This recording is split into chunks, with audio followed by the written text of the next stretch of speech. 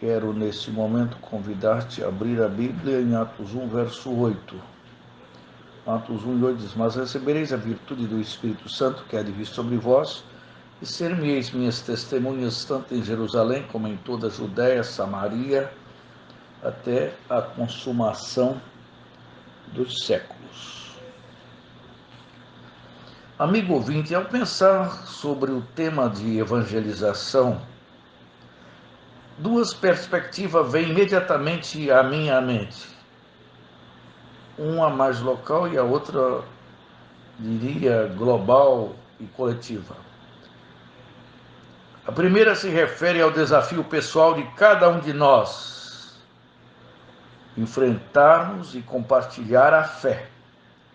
A segunda é o desafio global, quanto à evangelização dos povos. Lembro com saudade dos tempos de juventude, quando eu saía pelas ruas com a bicicleta pregando o evangelho. Não era de Kombi não, hein? Eu sou, parece que, do tempo da pedra. Naquele tempo era mais simples ainda, há poucos anos atrás. E a gente sempre realizou isso com muita alegria no passado. Nos anos 80, por exemplo, pregamos o evangelho em várias cidades aqui da região e fora dela, inclusive na Bahia também, ali no sul da Bahia e em outros lugares do Nordeste brasileiro. É a nossa árdua missão, a difusão do evangelho, das boas novas de salvação de Deus. Os tempos mudaram, lamentavelmente, na maioria dos lugares.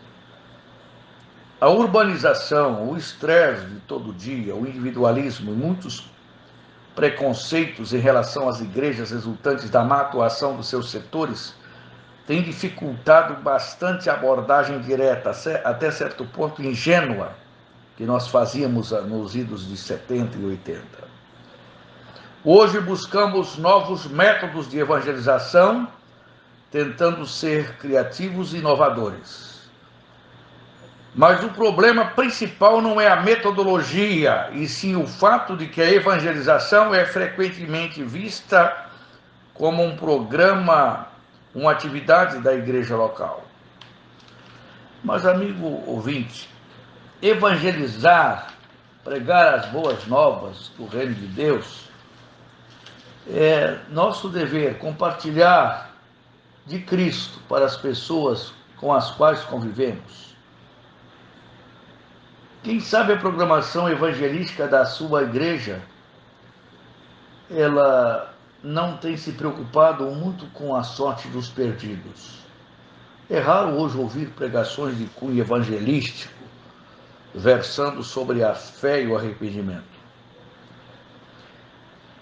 É necessário que nós, como cristãos, compartilhemos com os nossos semelhantes da nossa vida com Deus. Lamentavelmente, o questionamento de verdades absolutas nos afeta. E em nome da tolerância politicamente correta, relutamos em afirmar a singularidade de Jesus Cristo. Outro aspecto que dificulta é o individualismo, que nos faz receosos de importunar os outros com a nossa crença. Um terceiro desafio pessoal é o da coerência entre nossa profissão de fé e nosso exemplo de vida no dia a dia. Outra perspectiva que deve ser encarada com carinho é a evangelização das pessoas que estão caminhando passos largos para a condenação eterna. Em um documento produzido em 2011 por 3 grandes organizações cristãs, que são o Concílio Mundial de Igrejas, o Conselho de Diálogo Interreligioso do Vaticano e a Aliança Evangélica Mundial, intitulada Testemunho Cristão no Mundo Multirreligioso, tem sido abordado esse assunto. O tema da evangelização tem sido abordado nessas instituições. A preocupação expressa no documento é a forma, muitas vezes agressiva e manipuladora, como a evangelização é feita. Porque nos tempos da colonização era comum, como a imposição da fé cristã por força. Naturalmente não se tolera isso mais, claro. Mas é necessário que nós anunciemos o Evangelho a tempo e fora de tempo. E contemplemos as necessidades das multidões que perecem em nossa querida pátria brasileira. São milhões de pessoas perdidas em trevas tão medonhas. E como ouvirão se não há quem pregue? E como crerão de quem nada ouviram? Quão formosos são os pés daqueles que anunciam a paz, daqueles que anunciam coisas boas. É necessário que nós pensemos na necessidade da evangelização de grupos étnicos e sociais que ainda não foram alcançados ou que possuem pouca presença cristã. Claro que precisamos elaborar estratégias e planejar como apresentar um evangelho de esperança e transformação. E isso é possível mesmo seguindo as recomendações de uma conduta ética respeitosa. O importante é evitar intervenções agressivas ou imposições manipuladoras com o intuito de resultados rápidos. Evitar ao máximo isso aí. Porque um tempo é de semear, outro tempo é de colher. O nosso empenho deve ser fazer conhecido o amor de Deus por meio da pessoa de Cristo. Porque há lugar na sua graça, eu gosto muito dessa expressão do hino do saudoso poeta Eduardo Percielles, de saudosíssima memória. Ele escreveu um hino que eu amo tanto, que diz assim: não mais houve quão bondoso, quão amante, bom pastor, como quem alegremente confessamos ser Senhor. O refrão diz: pois o amor de Deus é grande, mais que a vastidão do mar, um amor tão infinito não se pode aprofundar. A expressão que eu mais amo e que coloco em letras garrafais na plataforma do YouTube é a seguinte estrofe: há lugar na sua graça para todo o que quiser. Há recursos abundantes no seu divinal poder, pois o amor de Deus é grande, mais que a vastidão do mar. Um amor tão infinito não se pode aprofundar.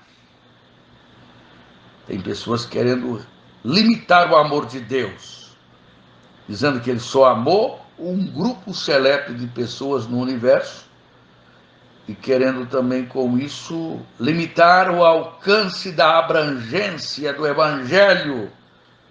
A palavra ídio é uma palavra de 3 letras, é bem curta a palavra, mas é de grande significação, porque quem a proferiu foi o Senhor da Seara, e ele disse que a Seara, na verdade, é grande, e os trabalhadores são poucos. E ele apela dizendo: orai, pois, ao Senhor da Seara, que mande trabalhadores para a sua seara. Então vamos semear, irmãos, vamos semear a semente santa do Evangelho, que é a dádiva de Deus, aliás, é a dinâmica de Deus, é o poder de Deus para a salvação de todo aquele que nele crê. Uma alma vale mais do que todo o PIB da Europa, dos países mais poderosos da Terra. Se uma alma vale mais do que o mundo inteiro, imaginemos então a quantidade de almas que existem nesse planeta, aproximadamente 7 bilhões de almas, e a maioria delas perdidas em trevas tão medonhas. A necessidade é urgente de anunciarmos o Evangelho, e como Paulo deveríamos dizer: em nada considero a vida por preciosa, contanto que cumpra com alegria a minha carreira e o ministério que recebi do Senhor Jesus, para dar o testemunho do Evangelho da graça de Deus. Que Deus, por sua graça, nos abençoe, para que possamos desejar levar o Evangelho a toda parte, a ricos, pobres, todas as classes sociais, todas as etnias, raças, povos e nações, anunciando ao mundo que Cristo é a única esperança e o Evangelho de Jesus Cristo é a única saída para o desesperado.